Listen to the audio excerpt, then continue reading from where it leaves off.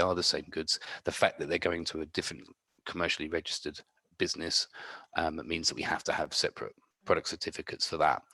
The shipment certificate, on the other hand, is best to think of that as like a ticket for your order. So the shipment certificate covers the shipment itself. So when we are sending and shipping goods over, we have to apply for a shipment certificate, whether or not items are regulated or non-regulated. And this has information on it like the model numbers and details of the actual equipment we're sending or the goods we're sending, the port of loading, where the goods have come from and been shipped from. And that is like a basic sort of passport for your goods. So going on from there, if we look at regulated and non-regulated products, so certain products on the cyber system will be regulated in the sense that they will fall under a technical regulation that requires us to provide test reports or some form of proof to show that the goods have been tested to international standards or Saudi standards. There is no sort of rule of thumb with regards to products. Some come up as being regulated, others are non-regulated. A non-regulated product doesn't require a shipment certificate, a product certificate. It basically means that we don't need to provide any testing for that particular item, and we just need to apply for a shipment certificate to send the goods over. In these instances, we'll often need to provide a photograph to identify the goods, and occasionally photographs of marking labels like made-in labels and so on and so forth, and a port of loading. But that's pretty much all we need for non-regulated items when we are shipping them over to Saudi Arabia. So you've got product certificates and you've got shipment certificates, and that's the difference between the two. Are there any questions so far? That seemed pretty straightforward. Okay. Sorry, Paul, there is a question that's come into the chat, if that's all right. Sure. The question is, will the goods have to be inspected at the manufacturer's facilities before shipping? Okay, so this was something that was done under the SASO previous regulation, where you had to have goods were inspected. Somebody would turn up and go, yep, they're the goods, thanks very much, off you go, and you'd pay a couple of £100 for the privilege. Thankfully, this is no longer a requirement. The only time this would be different would be for a specific technical regulation. What we are seeing more of at the moment are factory audits into safety standards, which would require an auditor to come out to the factory where the goods are made and to do like a safety standards check, where they go around and they audit things like where goods are stored. Are there safety signs around the place? Is there a accident manual, and is it being filled in properly? Are there management details as to who's on site, so on and so forth? But as for inspections, thankfully, they're a thing of the past and we no longer need to do them, which is good because it saves us money. That's good to hear. Another question is there a list of documentation required? There isn't so much a list. What we do is we will work through, let's say that we're supplying, I'll give you an example. I have a client who is shipping industrial sinks. These sinks have sensor taps on them that you put your hands under and it automatically spews out water and soap and so on and forth. It is a stainless steel tank, effectively, or sink that they are sending over. Because it has all these attachments included with it, we have to provide certain documents to show that we have tested it to a certain standard. So in that particular example, we have to provide test reports for the sensors themselves and the electronic equipment that is on this sink. We have to provide it's like a meta-analysis report, which basically explains the metal content of the actual product itself, so the stainless steel that they'll be using for the sink, what's it made up of. We also have to provide photographs and made-in labels of the actual unit itself, and it has to have a made-in label attached to the unit somewhere, and we have to have a photograph to prove that. And that's just what we need for that particular item. The other side of it, of course, is I have to organize a factory audit. Once we have all those other documents in, we then organize an audit for the client. We send over one of our, we don't actually offer testing or do audits here, but we do have a number of companies that we suggest our clients use or approach for quotes when it comes down to these services. We don't make any markup on them, which is another benefit of working with us. You can always be sure that we're not going to charge you for testing unnecessarily or inspections unnecessarily. But if we have to get certain things done on technical files, then we're always willing to direct you to a testing agency or several, in the hope that you can get a number of quotes and pick the cheapest one and the best one for you. Right. Is there any way we could get an example of the documentation that a company would have to provide? I can't provide you with examples of other companies' documents, unfortunately, but I can. For example, we have an audit sample that I could send you to show you what goes into a factory audit, for example. And I may be able to pull off a few other examples of documents and sample documents, and I can send over to you. I suppose one way that we could go forward, if anybody would be interested in sending over perhaps a past order that you have or a future order that you're looking to ship, and I can certainly go through the order for you and come back to you with a to-do list, a quote for the order, and a time frame as to how long it will take us to complete the order.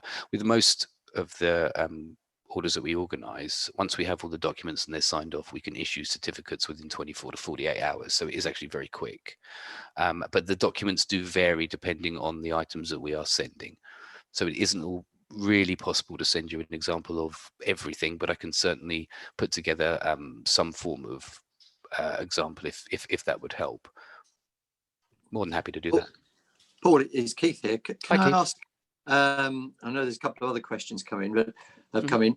Is there anything that streamlines the process? For example, is there any level of mutual recognition between CE marking or indeed any other requirements? NSF in our industry is often used. Does that help in any way? And also, is there any recognition, for example, for ISO 9001 in terms of management processes that help demonstrate the requirements?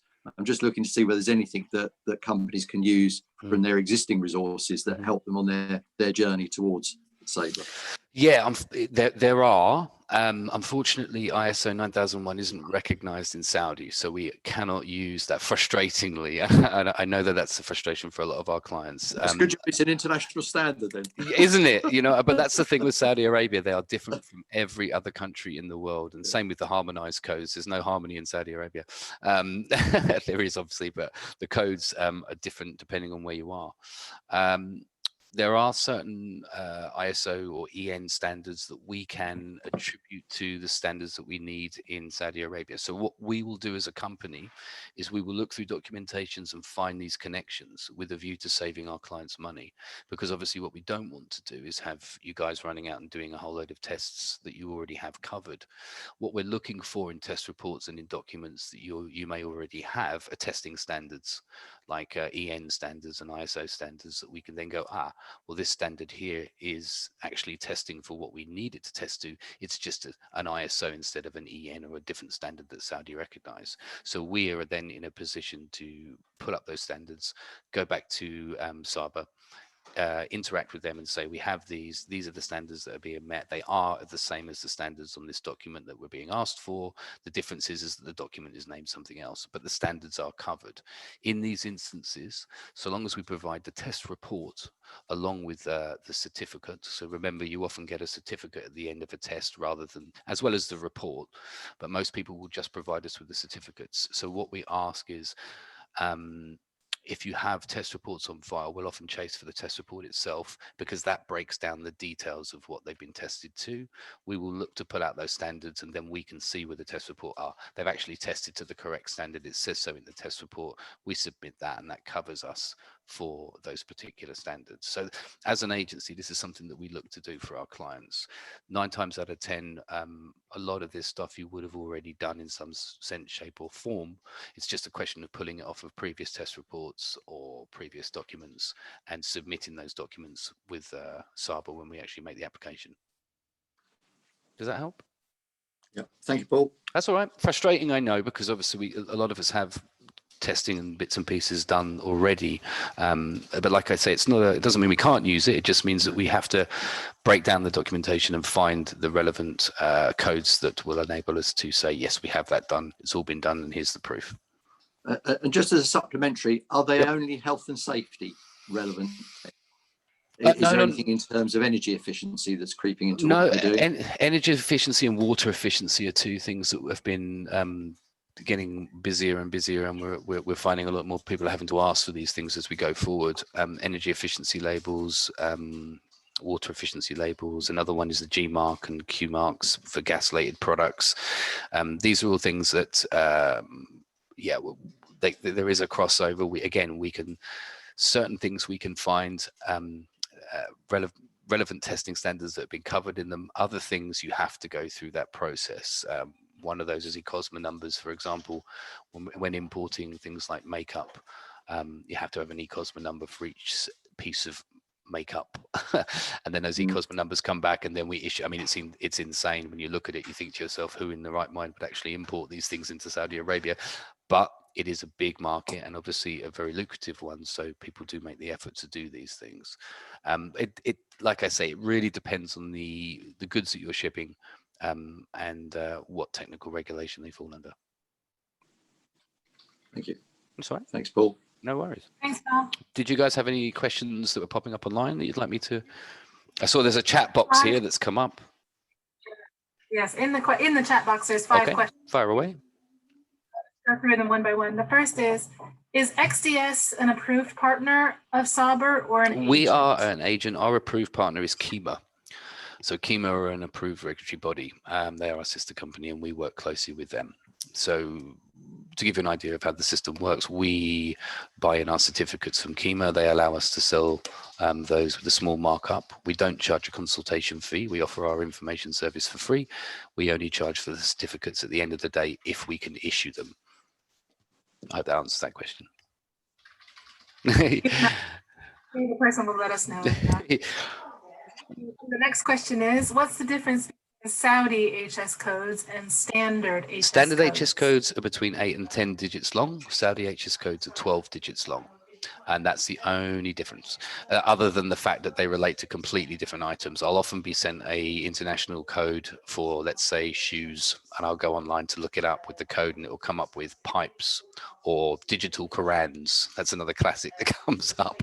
It has nothing to do with the product we're actually putting in. So we'll often then go to the client and say, we need to request a few more documents so that we can identify your product and find the correct HS code.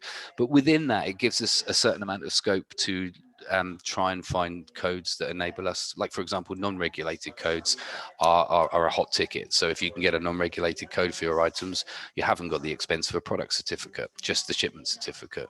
So often we'll try and work with our clients to find those non-regulated codes where possible. If not, we will look to group products under a single HS code. Let's say, for example, you're shipping, try and give you a good example of this, cookers. Electric cookers or gas cookers. Let's say we're shipping electric cookers into the Saudi Arabia. We've got 5 different variables. So we've got ones with 2 hobs, we've got ones with 5 hobs, we've got ones with double ovens, we've got ones in blue, we've got ones in grey, we've got ones in green. Now, we wouldn't split these up and issue you multiple shipment certificates or product certificates for these.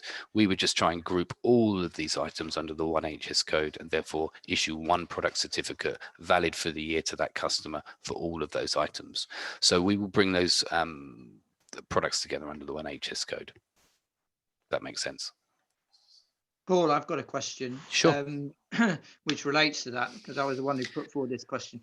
The so as I said, we're actually working with one of your. I'm working with Martin Churches. Oh yeah, Mark's over in technical. Yeah, and so we've got an order at the moment with over 300 line items on it. Gotcha. And we do lots of different utensils. Right. But what speaking to Martin, I said, okay, so the customer wants to reduce the number of HS codes because for every HS code they have to pay a fee. That's right. Is that right? That's correct. So what Martin will be looking to do for you in this instance is to see what items can be grouped under the singular code or under HS codes. So it might be that you have, let's try to pull one off the top of my head, spatulas, for want of a better word, or fish slices, and you've got several different size ones in several different colors pertaining to several different ranges that you offer. We would try and group all of those together under the one HS code. So it might be that you've got 100 different variables on the one item. Those would all be grouped under one HS code. We see a lot of this with textiles. So for example, if you're buying a t-shirt, and you've got multiple designs of that t-shirt, all different kinds of sizes and colors, we're not going to register each individual size, each individual color. What we're going to look to do is use the one HS code to register all of those t-shirts under the one HS code. Therefore, our client pays for one product certificate, and that's it. Right. Okay. But for example, with many of those, So I gave him I was talking to Martin yesterday, Mhm. and I was saying, okay, we've got, for example, tongs and ladles and slices and all sorts of things, but they all come under different HS codes. Because I said, how can we get these HS codes down? And he said, I think that's not going to be easy. It depends. You see, if there is an HS code for differentiating between a knife and a fish slice, then we have to go with the HS codes that are offered. Unfortunately, there isn't one for utensils that covers the broad spectrum of utensils that we can put everything in. We have to try and find the codes that's relevant. If we get stuck as well, which sometimes happens, we'll go back to the actual regulatory board, SABA itself, and say, this technical regulation isn't clear. Can you give us some clarity? This is what we've got and this is what we're working on. But our product falls within these guidelines. What's the best thing for us to do to try and bring these together? And they'll advise us on a code that we can use. Like I say, it isn't an exact science. It's something that we do, and a number of our competitors don't do. And obviously in these instances, our view is to go back to our clients and say, well, we will ask, and we will go to SABA and say, look, we've got these items. It makes no sense to have 300 different product certificates for every one of these items. How can we group these together to save our client money? Is there something that we can use to make this work better? And that's basically what we do in that scenario. So I'll be going over to Martin and giving him a kick up the backside and asking him to group your products together better. Don't do that. I don't want to fall out with him. No, he's a lovely fella. He's a lovely fella. You'll be okay. And you know, like I say, Martin's been doing this for a number of years, so if he can find a way to group these products together and save you money, he will do that. Right. Okay. Great. Thanks. No worries. Any other? What were we on? Question number 3, 4. Question number 7 of 17. Next question is 17035 test labs are very limited in the UK. Are there any alternative test houses for approval standards? Yeah, there is. We use a company in UAE called Metz Labs. You may have heard of METZ Labs, Metz Labs. We use those guys because they're very good at coming back to us quickly. They are very competitive with pricing, and you actually have someone there you can call and say, hang on a minute, we want to do it like this, not like that, which is always something that's really, really cool and beneficial. Getting in touch with people is the biggest challenge in this industry. Getting through to your regulatory board, your KEMAs and these big companies to discuss these details is always a struggle, because they like to answer things on email, and obviously being big global companies, they tend to have a slower process and take a lot longer to react to certain things. But with regards to companies or labs that you can use, I'm happy to provide you guys with a few suggestions at the end of the call. I'll email them over to you.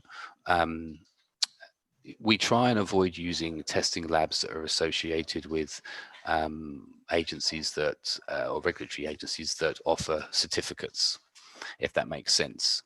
The reason being is because there can be a lot of unnecessary upsell. We mentioned earlier on with inspections, when changes come in these processes, a lot of the larger companies won't pass those savings on to the client until they absolutely have to. And we've seen more often than not, when clients go to some of the companies for the SABA certificates, and they're trying to put the process through, say, I won't pick a company out there because I don't want to badmouth any other companies, but they'll often be upselled a number of testing, a number of test reports that they need to have, or a number of products that they need to get tested. So we try and direct people away from companies that offer both the SABA certificates and the testing as well, because we often find that our clients are paying a lot more money than they have to for tests that they don't necessarily need. But I'm happy to provide you with a couple of links. Not a problem at all. The next question is, what's involved with a factory audit, and what sort of things are you looking for? Okay, so mostly the factory audits that we do are generally safety testing, factory safety standards. So what they will be looking for is how you store your goods. They will be looking for signs and areas of the factory where there are potentially hazards and how you've dealt with handling those potential hazards.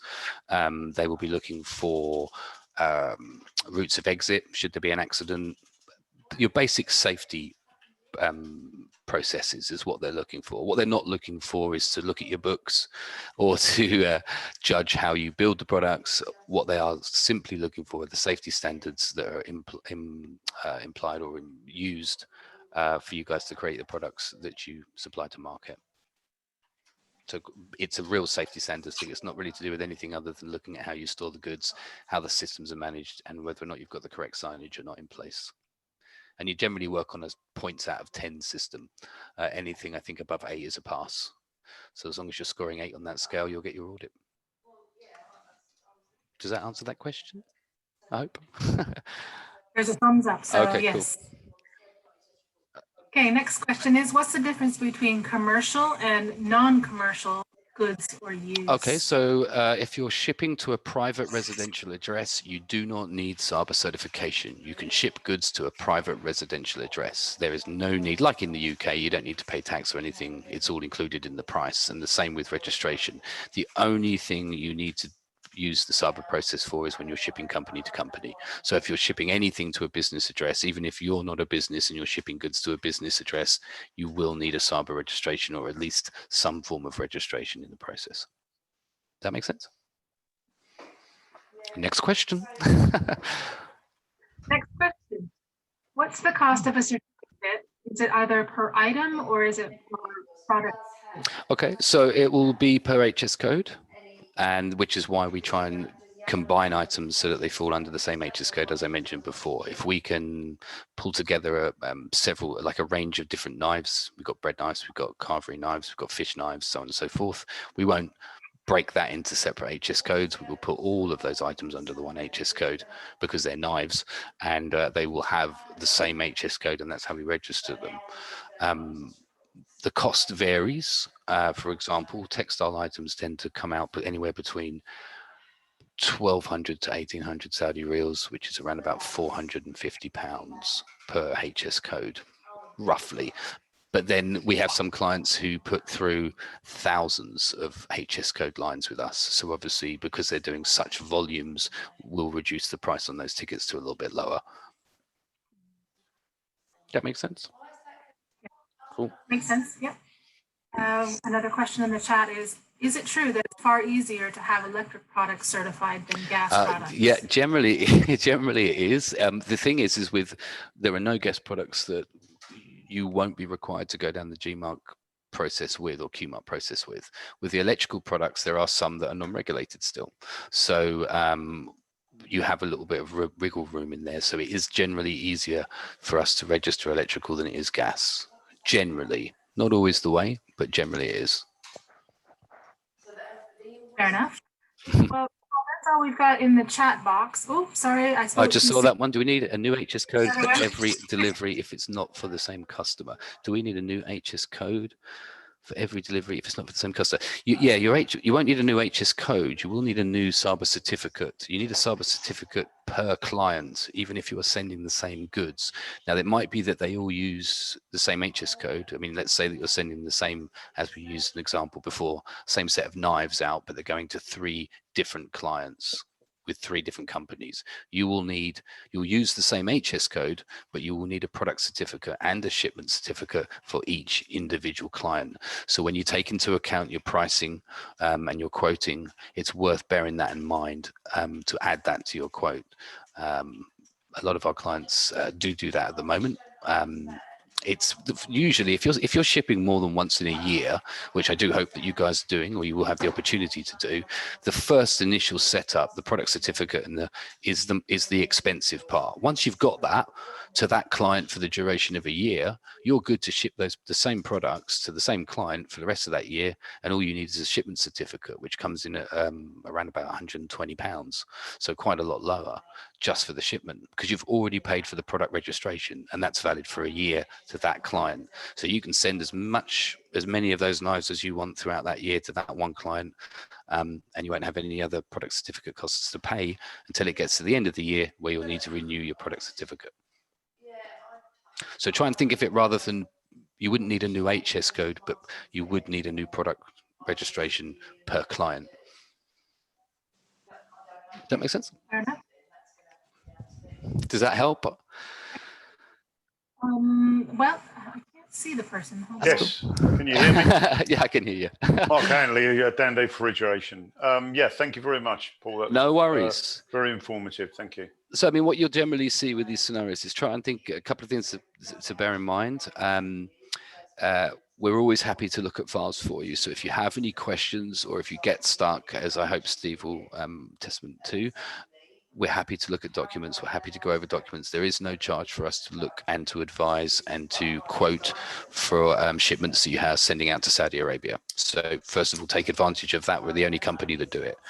Secondly, we are at the end of the phone, which our clients and our customers are very happy about that fact, because with these scenarios, with any kind of online system, to be able to talk to somebody and go through the process just saves time and effort, and at least gives us some kind of direction for moving shipments forward.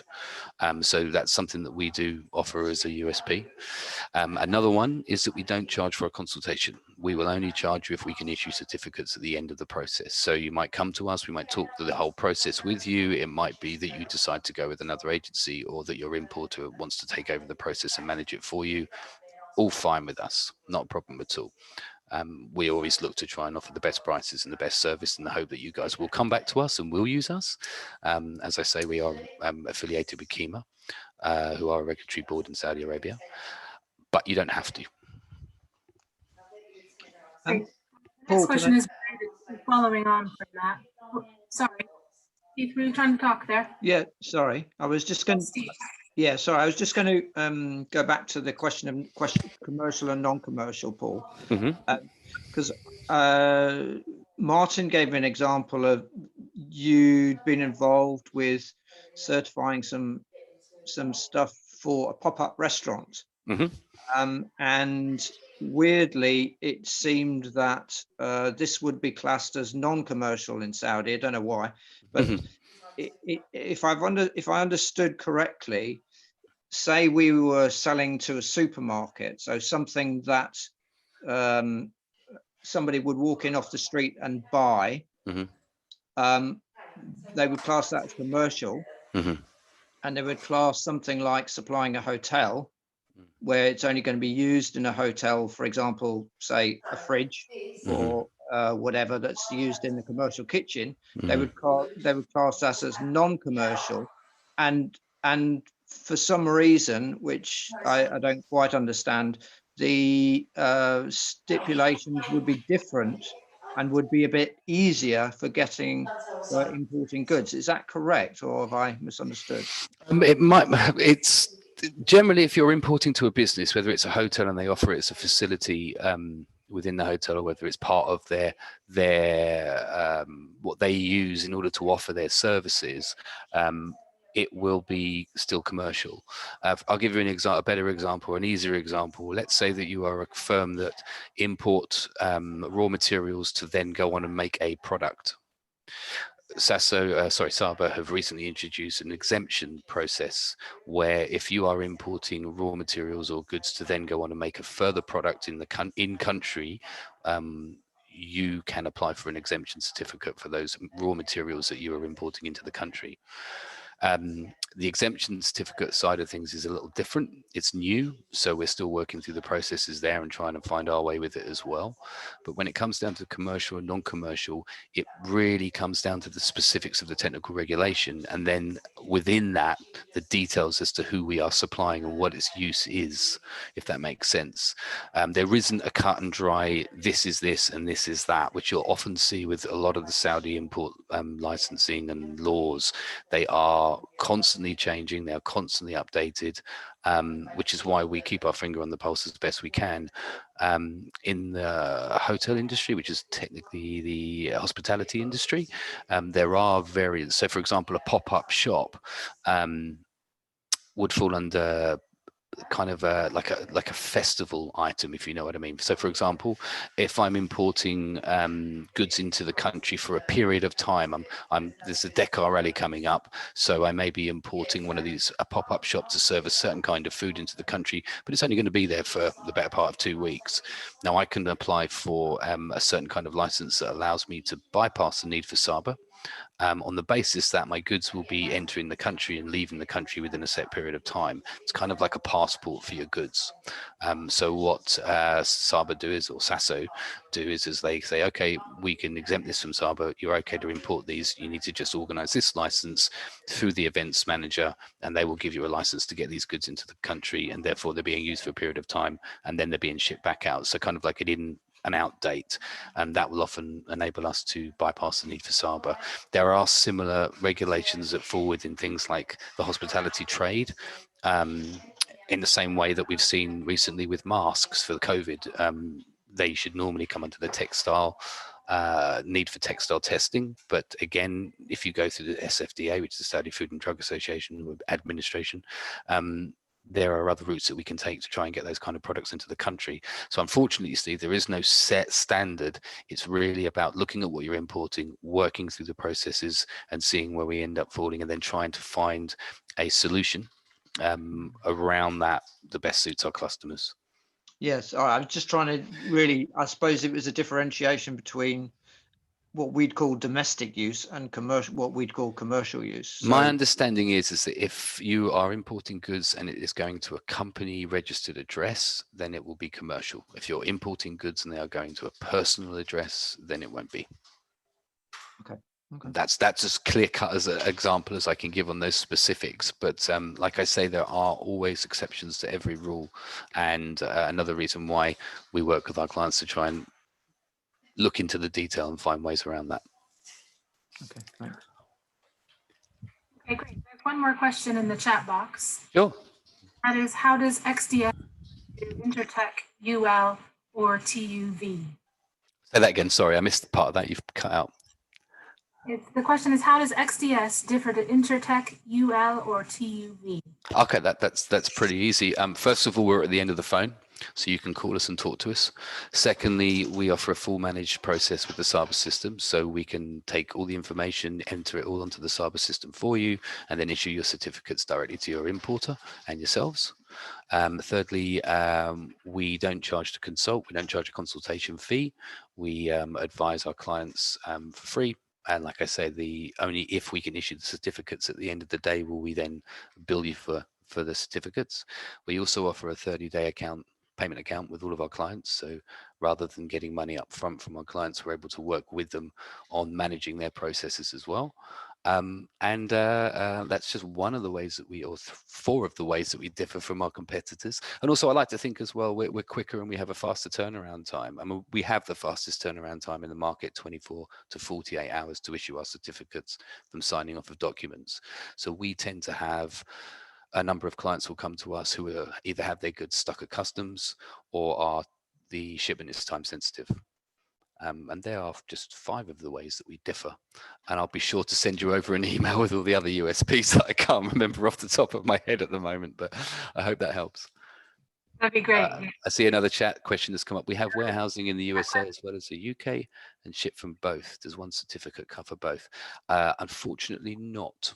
Country of origin is important for your products. So if you are, I'll give you an example. I'm shipping goods for a company called Windrose Express who are importing Zanoli cookers. You may know of Zanoli, the Italian company that make all the pasta machines and stuff. And they're also importing meat preparation machines from Samic, who are in Spain. They're both going to the same customer, but because they're coming from different locations, they need their own separate certificates. So it is it is related to the actual origin as to where goods are being sent.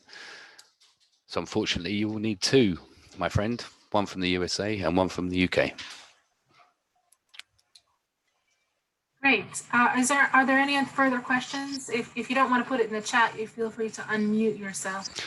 And also, you're more than welcome to. I'm sure the guys will pass my email and contact details around. You're more than welcome to send email questions through to me after this. If something comes up that you forgot to ask, you're more than welcome to send them through, and I'll happily answer them.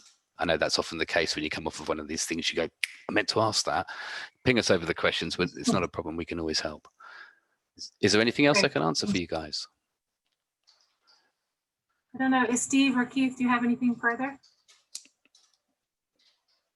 I don't. Thank you, Jocelyn. Really, just from my perspective, thank you to Paul for the excellent depth that you've given us in a short and concise period of time. I think I know from the questions we've had come into the Secretariat over the last few months, and certainly from our last meeting that led to this, you've answered all those questions in great depth, and I'm sure you've given everybody significant clarity. So thank you for that, Paul. Thanks, You're Jocelyn. welcome. I mean, like I say to everyone, let's be serious. It is an incredibly boring process.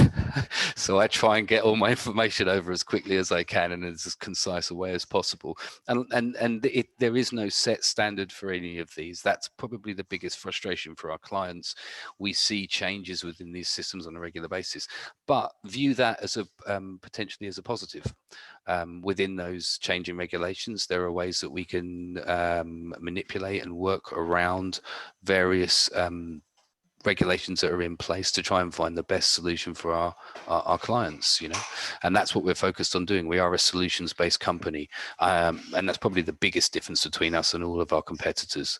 We work on a solution as opposed to sending you an email and saying, get all of this and give us a shout once you've done it. With us, it's about finding a way around these and finding something that works for you on the long term. We are geared towards having you as customers for the long term, not the short term. So for our point of view, it's about setting you up, making things work for you, and working within the remit of your company to make sure that you're making loads of money. Well, thanks very much, Paul. You're more than welcome. Not a problem. Nobody's got any other questions. Feel free to. So yeah, can I just make up? Yeah, Robert, go for it. A question or a comment.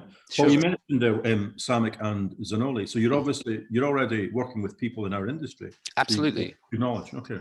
Right, yeah, okay. yeah. That's all. No, that's cool.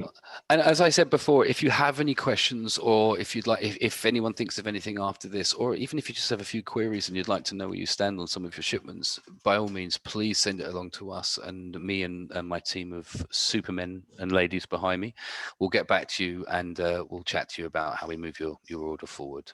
There are no silly questions, just silly answers. So please ask away. And we'll do our best to help. In that vein then, Paul. It's a silly question, Mark. Yeah, it might be.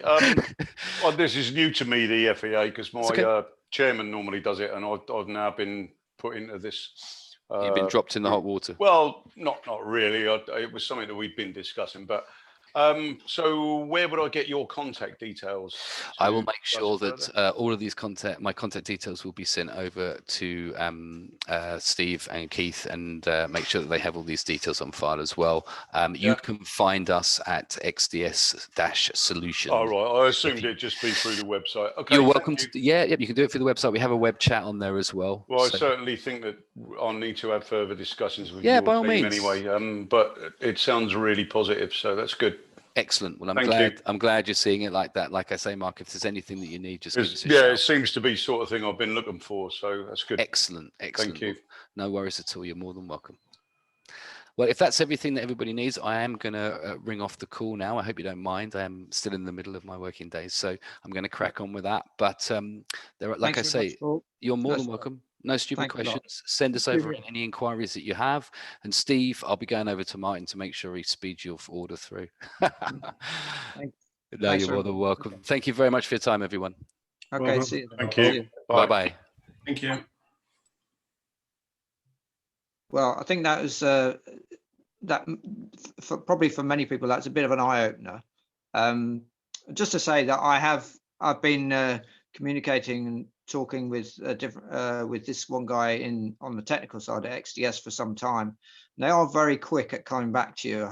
He's not just saying that, both on the phone and by email. And it's a bit like my experience is that as I was talking to this guy Martin yesterday, was that very often things change, and then but he's very quick at checking what the latest is and coming back. And this question of an exemptions certificate has only just come out in the last couple of weeks, literally. So it's sometimes it is a bit confusing. But what I wanted to say was that my understanding is, and this would apply perhaps more to guys like Paul and others who've got small wares, is that it all hangs on the country of origin as well. So if you're getting goods from different factories in different parts of the world, you need, although they might have the same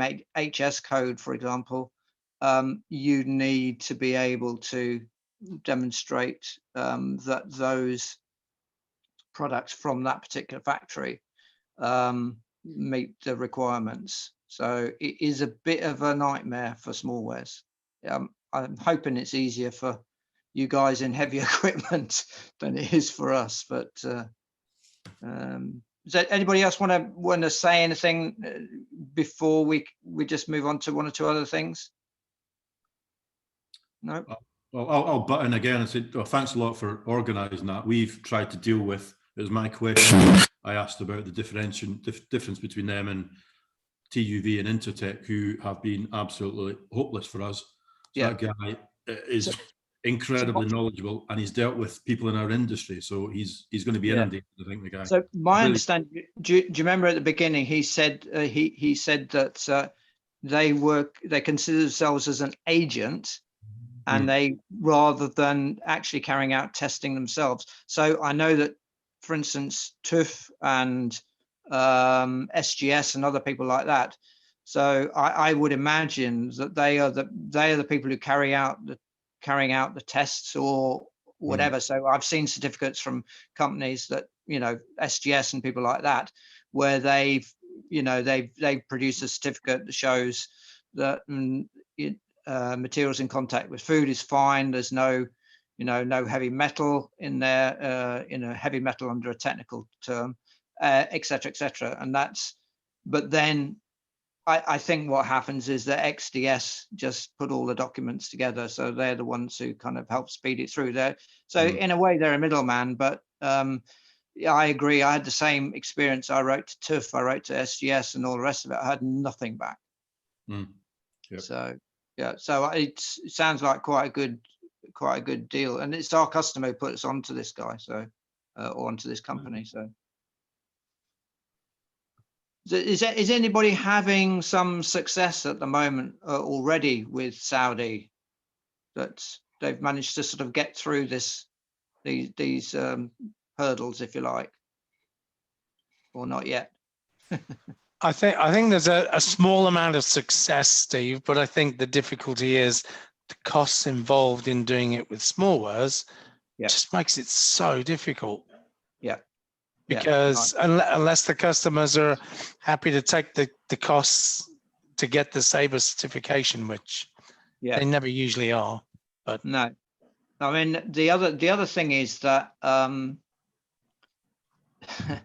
don't know how they do it, but I think there is a bit, obviously what they're trying to do is, you know, if you've got, like we have, we've probably got, I don't know, 25, 30, 40 HS codes. And if it's 450 quid a time, and usually it'd be the importer somewhere along the line who's paying that, because, you know, we don't build that sort of amount into our price. They want to try and find ways of reducing that. And the implication from the customer that we're dealing with is that, you know, they can find ways of doing it. Now, how they do go about that, I don't know, but I think it's not necessarily the case that you would, for example, have to produce a certificate from absolutely every single factory that produces every product that you supply. You might be able to do it with you know, a group from a certain country or something like that. So it just depends. But anyway, it's a start anyway. But yeah, I think it is. But you know, they as I said, my experience so far has been very helpful, and they're very quick at coming back to you. But it is a bit of a minefield. It's just that they do get on with it. So it's worth pursuing, I think, if you're interested in that market. So. Okay, if nothing else related to XDS and Saudi, it sort of brings us on to the next show, which is Gulf Host. Do you want to give us an update on that one, Jocelyn? Obviously, it's going to go ahead as far as we know, but have you heard anything more in terms of you know, timing for getting the information back to Audrey, etc.? No, like you said, Steve, as far as we know, it is going ahead. We have a very small UK pavilion with 4 companies, and but that's not a bad thing. It will be small and perfectly formed. So we are in the middle of other pavilions. We're next to part of the Italian pavilion, and it's going to be a wait and see on it. We hope and we anticipate that it will be a good show. Not heard anything to the contrary at the moment. And in terms of Audrey and so on, no, they tend to do things a bit late. I am in contact with her, but she doesn't require anything yet. So that's for the stand build you're talking about, Steve. So yeah, anything that information I get, I'll certainly pass on to you. Right. Okay. Okay. And then there's the NRA in May. Yeah, the other shows that are listed there are just there for your information. If anybody knows anything different than those dates, if you could let me know. Okay. Okay. And have the FA got a booth at the NAFEM? We traditionally do. They've not opened up their bookings until the winter, so I won't know anything further until February. Okay. Okay. Right. We traditionally do. Okay. Yes. Yeah. And Host Milan, I saw 1 or 2 things sort of coming out of Host. Was that more to do with perhaps arranging for appointments online or being able to have something that was a bit online as well as face-to-face meetings? But otherwise, as far as I know, the dates are going ahead as planned. Yeah, like I say, if anybody knows anything different, let me know. But that's the information that I have so far. But with you all being more on the ground with these things, I'm grateful if you have any different information. You can tell us. Okay. Anybody got any queries about any of those exhibitions or any others at the moment? How many did you say is signed up for Gulf Host now? Oh, you're muted. You moved. There's 4 companies, yourself included. 4 corners then. Unfortunately not. There's only 1 corner. Oh. Okay. What about TAP grants, Jocelyn or Keith? What's the latest on that? So we participate with the DIT webinars whenever they occur, or the DIT meetings that are happening. They've been quiet recently, but just, you know, they have put out a document that says that if the Foreign Commonwealth Office says that you're as advised against travel to a certain area, then they will not award the TAP grants for any exhibitions that are happening. So that applied for most of December. They're not awarding any TAP grants for any exhibitions that may be happening in other parts of the world. They wouldn't award any TAP grants for that. So far, we do have the TAP grants available for Gulf Host. That we've not heard anything to the contrary, that we're not allowed to travel to Dubai in February. So far, so good on that one. Okay, because I thought that's not in one of our travel corridors at the moment. Well, this is related to DOT going according to the Foreign Commonwealth Office, and they say only through the end of December. That's the information that I have. Okay. If it changes, I'll be in touch. Okay. Fair enough. Okay. But generally, the TAP grants issue is really up in the air, isn't it? I would guess, for the future. In terms of going forward for the next fiscal year, we don't know anything about the next fiscal year. Yeah. Okay. Okay. And how about if we just throw the discussion open then to anybody, anything that anybody wants to bring up on the exporting front? Anybody want to kick off with anything? Brexit?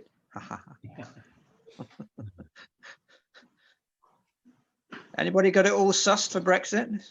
Of course. Sorry, I missed that, Gary. What was that? Of course. That's Oh, nice, okay. You better let us in on the secret then. No, seriously, it's that is still. I was reading through some of the latest stuff. I mean, had you picked up that if you supply Northern Ireland, you'll need a specific Northern Irish AORI number? Yeah. That's which apparently they were due to issue. They start issuing them today, I think. But, is that the XI number, Steve? Pass. I think it's the XI ORI number. I had notification mid-December for those. So. All right, because they okay. I've I mean, I've registered, but I've not had a number back from them yet. So just very anyway. quick, that Steve. Yep. I'm just about to leave, unfortunately, because I've got a meeting with Bays on product marking, which involves the whole Northern Ireland problem. And we had another meeting just more generally this morning on it. They're aware of all of the problems and the consequences of what they're trying to do in Northern Ireland. It is suspected that there may be a deal done that will be announced next week, but it is, I put suspected on there in capital letters. And it may be that there's an announcement of a deal which will resolve the problem of Northern Ireland in relation to the free movement of goods, because there are obviously major problems with the way the marking works, and it just doesn't work with the guidance that's been issued at the moment. But the meeting I'm just about to jump onto is again with Bays, specifically over product marking, to try and pull some of this out. So we'll let everybody know as soon as, but that there are thoughts that they're about 95% towards a free trade agreement with the EU, which, if that's the case, is good news, but let's wait and see. And it would be no surprise if perhaps the messaging coincided with the end of lockdown, of course. But we'll wait and see. It could be a good day to bury good news. Who knows? But we'll keep you posted as soon as we hear anything. Great. And then once if there is an agreement that is announced, we've got another meeting lined up with Bays to talk about what's going to happen regarding the movement of goods across Northern Ireland, and that's from the 15 trade associations that are involved in the discussions with them. So we'll keep you all posted. We've got our finger on the pulse, but the problem is that there is no direction and there's no clarity, and we know that, and we understand the problems you're going through in trying to meet the requirements. Great. Okay. Thanks, Keith. Thanks. All right. I'm going to sign off now, if that's all right. Thanks very much. Yeah. Have a good meeting for the rest of it. Thanks. Bye-bye, everybody. Cheers. Good to see you. Okay. Anybody else have anything they want to raise or discuss, either with Brexit or anything else on the export front? How are people finding things on the on the continent in Europe? Paul, have you got any comments on that one? John, sorry. Pretty quiet as sort of everywhere's been locked down. I think it's hopefully starting to wake up end of next week. But France announced, I think today, that they probably won't even open restaurants until 20th of January. I don't know if anybody's heard that one, but yeah. So it's makes it a bit tough. Yeah. Carl, have you got any thing to add? I think you're muted, Carl. You there? No. Okay. Okay. Anybody else then? Anything else they want to raise or discuss or ask? We've had some good inquiries from sort of Southeast Asia and even Korea at the moment. Korea is a challenge very similar to Saudi, unfortunately. Right. Okay. But very much from convenience stores rather than hotels and things like that. So it's a slight change of direction, but it seems to be coming alive again anyway. But yeah, but again, still the same. Scandinavia's not been bad either, so had some really good orders going into the likes of Sweden. Good, that's good.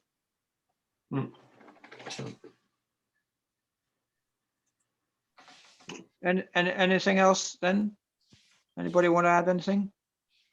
Or No, I'm all good here. okay, well, if not, then thanks very much for joining us. And as Jocelyn said, she can get the details out from Paul and XDS, and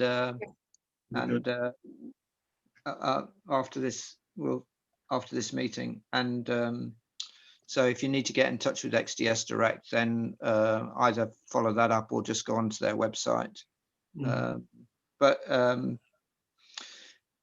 keep on trucking, as they say, and let's hope we do hear some good news in the next couple of weeks. So great.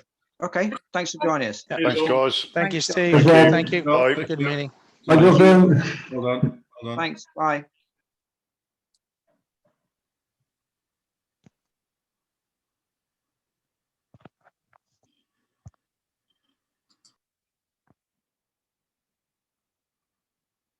Hi, Steve. Hi. Is it just you and me? No, Carl's still here. Yeah, hold on one. Is he still there?